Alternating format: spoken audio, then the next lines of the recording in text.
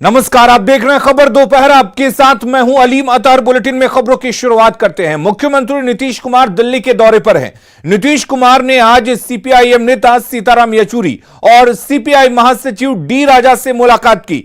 नीतीश कुमार ने बैठक के बाद मीडिया से बातचीत करते हुए साफ कर दिया कि वे पीएम पद के दावेदार नहीं हैं। उन्होंने कहा कि हम विपक्ष को एक साथ लाने की कोशिश में हैं।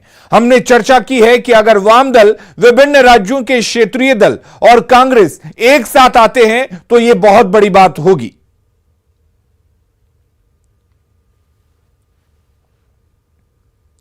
तो दिल्ली में सीएम नीतीश कुमार ने सीपीआई महासचिव डी राजा से मुलाकात के बाद कहा कि संविधान और देश की रक्षा के लिए एकजुटता जरूरी है। इस दौरान सीपीआई महासचिव डी राजा ने कहा, सभी सेकुलर ताकतों को एकजुट होने का वक्त आ गया है। हम लोगों का देखिए सीपीआई के साथ बहुत पुराना, आज का नहीं जी। हमारा समझिए यंग टाइम से है, समझ गए ना। जब से हम एमपी बने हैं एकदम हमको सीपीआई के लोगों ने बहुत सपोर्ट किया था, इसलिए आप जान लीजिए हमारा पुराना संबंध है। बीच में जो हम लोग अलग हो गए, अब फिर जो हो गए है ना, अब सब बड़ी खुशी की बात है। और हम लोग बस एक ही चाहते हैं, पूरे देश में सब लोग, विपक्ष, लेफ्ट, कांग्रेस, सब एकजुट हो जाएंगे ना तो मिल करके इस देश को आगे बढ़ाएंगे। Nitish ji has come to our party headquarters and we welcomed the way he broke with BJP and joined the secular democratic forces Maga Gadbandhan in Bihar. The development in Bihar does not confine to Bihar only. It has a huge impact on the political force of the country. We are और वहीं CM Nitish Kumar ने CPM महासचिव सीताराम येचुरी से मुलाकात के बाद कहा कि हम लोग एक साथ हैं। है आपस में हम लोग सब अब यही बात कर रहे हैं कि हम सब लोग पूरे देश में सब जो है लेफ्ट पार्टी, जो स्थानीय पार्टियां हैं डिफरेंट राज्यों में, कांग्रेस, सब अगर एक साथ मिल जाएंगे तो बहुत बड़ी बात होगी। ये देश की राजनीति के लिए एक बहुत ही बेहतर संकेत जो है वो दिया गया कि विपक्ष की पार्टियां उनके अलावा मानते हैं, विपक्ष की पार्टियों के सबको इकट्ठा होकर आज जो है हमारे देश और संविधान को बचाना है। तो नीतीश कुमार ने सीपीएम के महासचिव सीताराम येचुरी से मुलाकात की, वहीं उन्होंने सीपीआईएम के महासचिव डी राजा से भी मुलाकात की। आपको बता दें कि नीतीश कुमार दिल्ली के दौरे पर हैं और इस दौरान वो विपक्ष के कई नेताओं के साथ लगातार मुलाकात कर रहे हैं और उसके बाद वाम दलों से मुलाकात की जा रही है, वाम दलों के बड़े नेताओं से मुलाकात की जा रही है और मुलाकात कर सबको एकजुट करने की कोशिश नीतीश कुमार कर रहे हैं।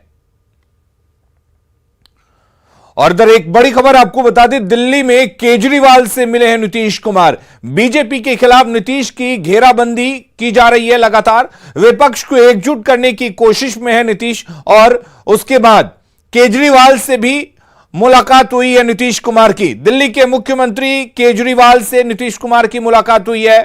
सीपीआई के महासचिव डी राजा से मुलाकात हुई है। सीपीएम के महासचिव सीताराम येचुरी के साथ नीतीश कुमार ने मुलाकात की है। तो विपक्ष के कई बड़े नेताओं के साथ लगातार नीतीश कुमार मुलाकात कर रहे हैं।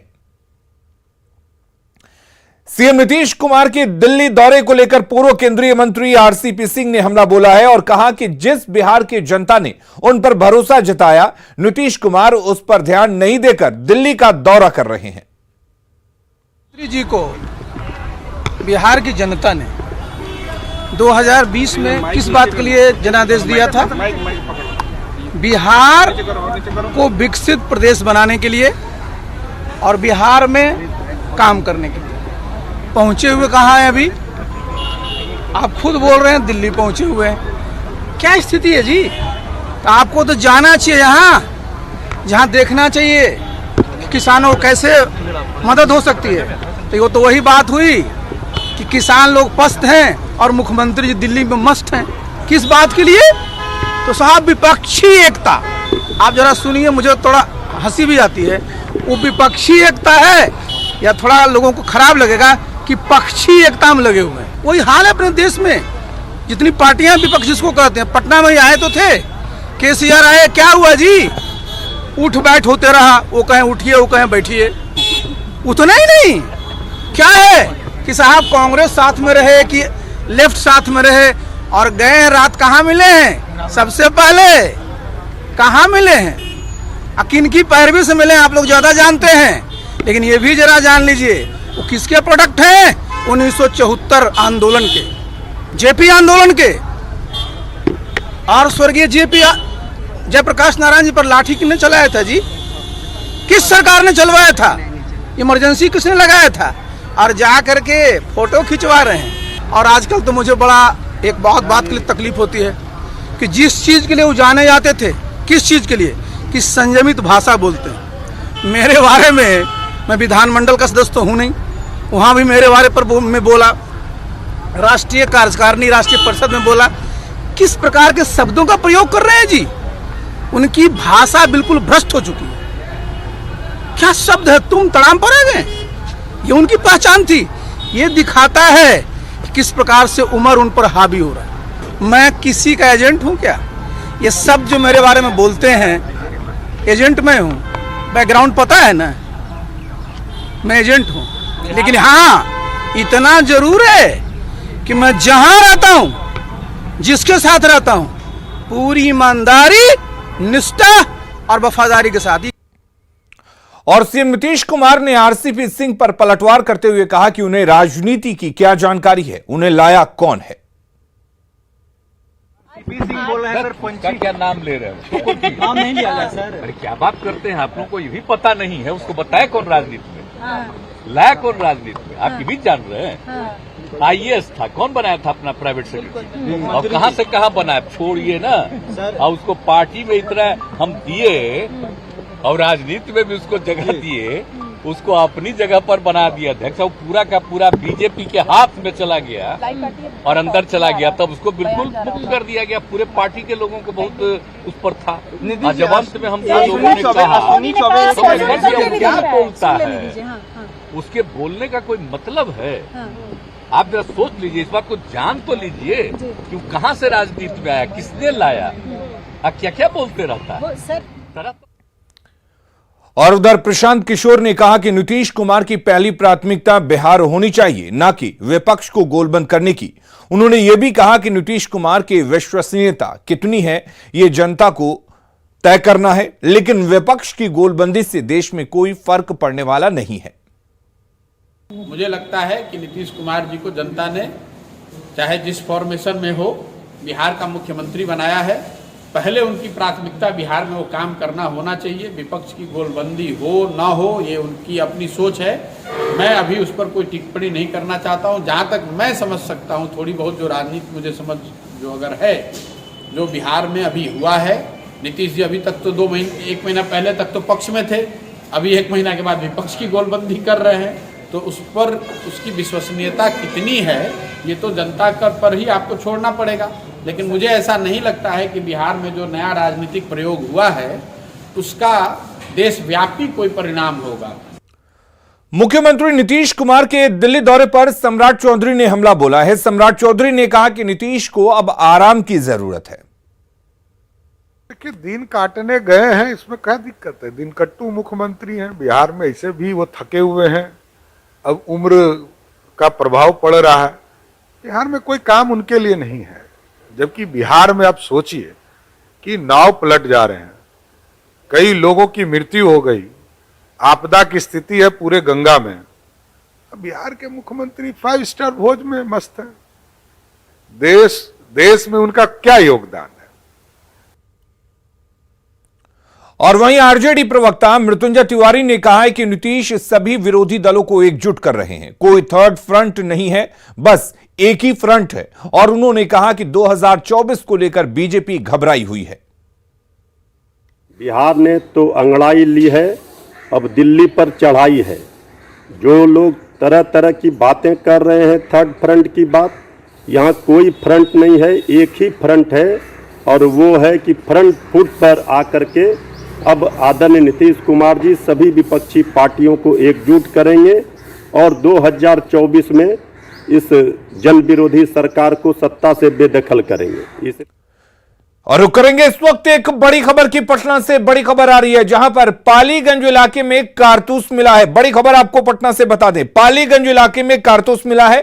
खेत से 27 कारतूस मिले हैं। चोर को पकड़ने पुलिस गई हुई थी और इसी दौरान पुलिस को यह कारतूस मिला है। संदिग्ध महिला हालांकि मौके से फरार हो गई।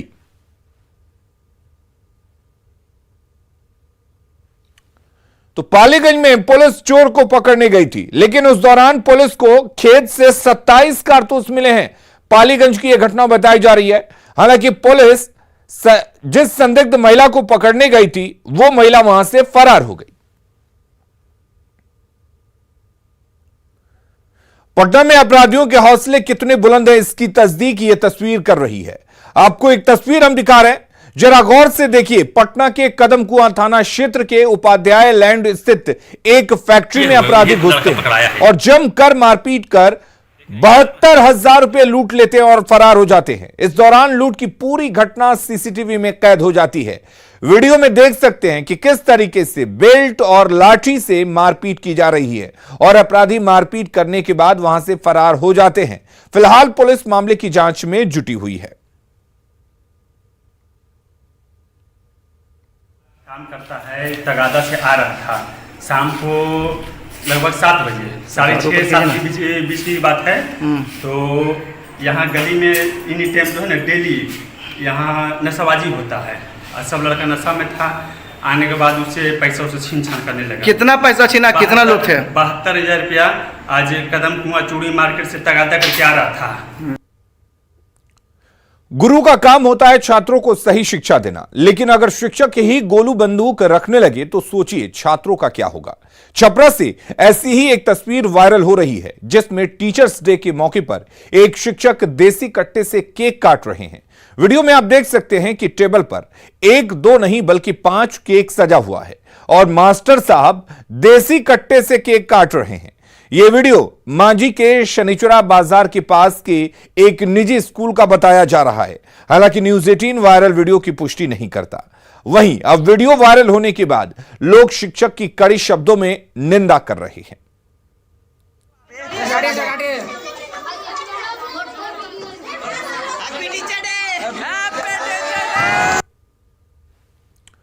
और इन तस्वीरों के सामने आने के बाद कई सवाल उठ रहे हैं। न्यूज 18 पूछता है कि मास्टर साहब के पास से आखिर कहां से आई बंदूक।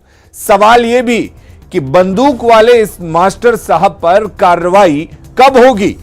ऐसे शिक्षकों पर क्या छात्रों के भविष्य को सौंपा जा सकता है? ऐसे शिक्षक क्या छात्रों का भविष्य संवार सकते हैं?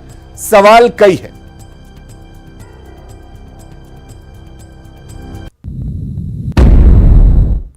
और रुक करेंगे इस वक्त एक बड़ी खबर की। छपरा से बड़ी खबर आ रही है जहां पर आभूषण व्यवसायी से 55 लाख रुपए की लूट हुई है। पुलिस की वर्दी में व्यवसायी से लूट की घटना को अंजाम दिया गया है। 7 लाख कैश और 1 किलो सोना की लूट की गई है। भगवान बाजार थाना क्षेत्र की यह घटना है जहां पर कुछ अपराधी पुलिस की वर्दी धारण किए हुए आते हैं और एक व्यवसायी से 55 लाख रुपए की लूट होती है। 7 लाख रुपए कैश और 1 किलो सोना की लूट की जाती है। तो किस तरीके से छपरा में अपराधियों के हौसले बुलंद हैं कि वो पुलिस की वर्दी का सहारा लूट के लिए लेने लगे हैं और एक आभूषण व्यवसायी से 55 लाख रुपए की लूट कर लेते हैं। 7 लाख रुपए कैश लूटा जाता है, 1 किलो सोने की लूट की जाती है। डीआईजी क्या ले चलना है तुम्हें, और तुम्हारा तो एनकाउंटर किया जाएगा, तुम असले का व्यापार करते हो। इस तरीके से वो कह के मुझे जो है यहाँ से ले गए और मेरी आंखों पे पट्टी बांध दी, पीछे हाथ बांध दिए मेरे, फिर ले जाके उन्होंने डुमरीगंज आरा छपरा रोड पे कोई डुमरीगंज पुल है उस पर मुझे उतारा इस बहाने से कि तुम्हारी तलाशी ले लीजिए। तलाशी लेने का केवल बहाना था, वो लोग मुझे वहां पर छोड़ के भाग गए। हाजीपुर में बेजुबान कुत्ते पर शराब माफियाओं का कहर टूटा है। दरअसल सदर थाना में लिखित आवेदन देकर एक कुत्ता मालिक ने अपने कुत्ते की हत्या कर दिए जाने का मामला दर्ज कराया है। कुत्ता मालिक का आरोप है कि उसके कुत्ते की शक्ल पुलिस ने के खोजी कुत्ते से मिलती थी, इसलिए शराब माफियाओं ने उसे पुलिस का कुत्ता समझकर पहले जहर दिया, फिर लाठी डंडे से पीट कर उसे मार डाला। आवेदन के आधार पर पुलिस ने मामला दर्ज कर लिया है और कुत्ते के हत्यारों की खोजबीन में जुट गई है। मामला है कि मेरे पास एक लेबरा डॉग था जो लगभग 2.5 साल से हम रखे हुए थे। उसको गांव के कुछ लोगों ने पकड़कर उसको मार दिया, जहर देकर पुलिस का कुत्ता समझ के, खोजी कुत्ता समझ के उसको मार दिया। काफ़ी खोजबीन के बाद पता चला तो हम लोगों ने उनके यहाँ गया।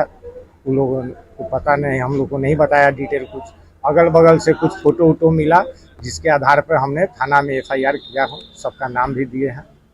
भाई आप ये आदमी है, 5 आदमी का ना, 3 नामजद है और 2 अज्ञात है। क्यों ऐसा लगता है कि पुलिस का कुत्ता समझ करके? वो लोग दारू माफिया है, उन लोग के परिवार से आज भी जेल में, दारू केस में आज भी जेल में है।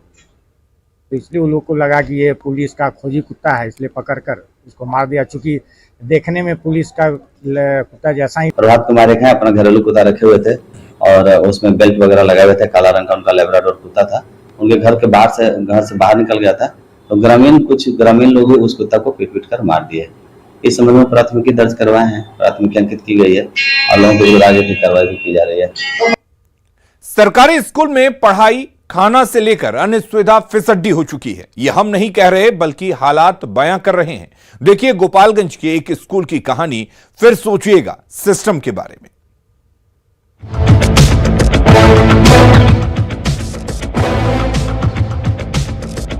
खुले आसमान में बच्चों को खेलते आपने खूब देखा होगा, लेकिन यहाँ बच्चे पढ़ाई कर रहे हैं। ये गोपालगंज का ऐसा सरकारी स्कूल है जो बिना भवन का है। कुचायकोट प्रखंड के रामपुर खरैया भुलवा गांव का नवसृजित प्राथमिक विद्यालय जो ये बता रहा है कि सुविधा के नाम पर यहाँ क्या क्या है। स्कूल भवनहीन होने के कारण स्कूल की फाइलें और बच्चों के नामांकित रजिस्टर शौचालय में रखे जाते हैं। ये बच्चे भी परेशान होकर क्या मांग कर रहे हैं, सुनिए। है क्योंकि खाना नहीं बनता है, विद्यालय अभी नहीं बना है और बारिश से भी परेशान, हवा से भी, कभी आनी तूफान आता है उससे सबसे परेशान होते हैं। आप लोग हम लोग चाहते हैं कि हमारा स्कूल में विद्यालय बन जाए और खाना बन जाए। स्कूल भवन नहीं है लेकिन स्कूली बच्चे हैं। गनीमत है कि इन बच्चों को पढ़ाने के लिए शिक्षिका है, लेकिन पढ़ाने में क्या क्या परेशानी आती है टीचर से ही सुनिए। भवन नहीं है, बारिश होती है तो दिक्कत होता है। ज़्यादा बारिश होने के पास हम लोग छोड़ देते हैं, चले जाते हैं अपने घर। तो कम बारिश होती है तो देखते हैं जहाँ जगह मिलता है वहाँ पढ़ा लेते हैं, जो प्रकट वगैरह। जब जिला शिक्षा पदाधिकारी से पूछा गया कि स्कूल भवनहीन क्यों है, तो उन्होंने बताया कि स्कूल शिफ्ट करने का आदेश दिया गया था, बावजूद ये शिफ्ट क्यों नहीं हुआ इसकी वो जांच कराएंगे। समग्र शिक्षा अभियान के स्तर से वो छूट गया है, उसको देख लेते हैं। हमारे साथ छूटा नहीं है, उसको इम्प्लीमेंट नहीं हुआ होगा तो इसमें हम लोग डिप्टी एसएस या डिप्टी एमडीएम को दोनों को जांच का आदेश दिया कि आज से कल में जांच रिपोर्ट प्राप्त हो जाएगा। बड़ी आसानी से पदाधिकारी साहिब ने तो जांच की बात कह दी, लेकिन ये बच्चे किस गलती की सजा भुगत रहे हैं? कौन इन बच्चों को बेहतर सुविधा देगा? खुले आसमान के नीचे पढ़ाई हो रही है तो अंदाजा लगा सकते हैं कि इनकी नींव कितनी मजबूत होगी और इसके लिए सिस्टम ही जिम्मेदार होगा। गोपालगंज से संवाददाता गोविंद कुमार की रिपोर्ट। पश्चिम बंगाल के जलपाईगुड़ी सेना अस्पताल के गलियारों में 2 हाथी को टहलते देख लोग सदमे में आ गए। लोगों ने इसका वीडियो बनाकर सोशल मीडिया पर वायरल कर दिया। वीडियो में आप देख सकते हैं कि कैसे सेना छावनी अस्पताल के अंदर एक हाथी घूम रहा है, वहीं दूसरा हाथी एक दरवाजे की तरफ झुका हुआ है। हालांकि न्यूज़ 18 वायरल वीडियो की पुष्टि नहीं करता। वहीं हाथियों द्वारा दीवारों के साथ कुछ फर्नीचर को भी क्षतिग्रस्त करने की बात कही जा रही है।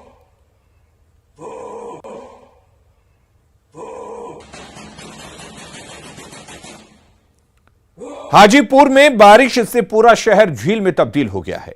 हाल यह है कि कुछ देर हुई तेज बारिश ने नगर परिषद के सारे दावों की पोल खोल कर रख दी है। अस्पताल रोड सहित शहर के लगभग सभी रास्ते और मोहल्ले में पानी भर गया है। खासकर सदर अस्पताल में तो पानी ओटी से लेकर चिकित्सक कक्ष तक घुस गया है। हालांकि पानी निकालने के लिए नगर परिषद की तरफ से बोरिंग लगाया गया है।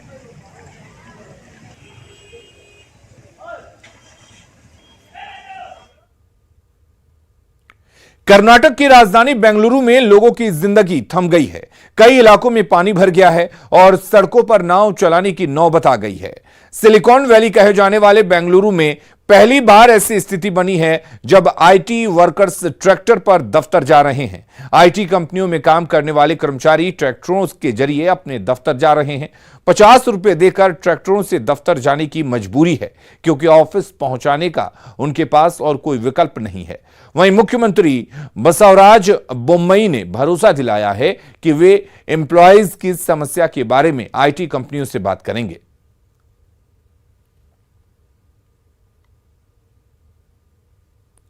और खबरें लगातार जारी हैं, आप बने रहिए न्यूज़ 18 बिहार झारखंड के साथ।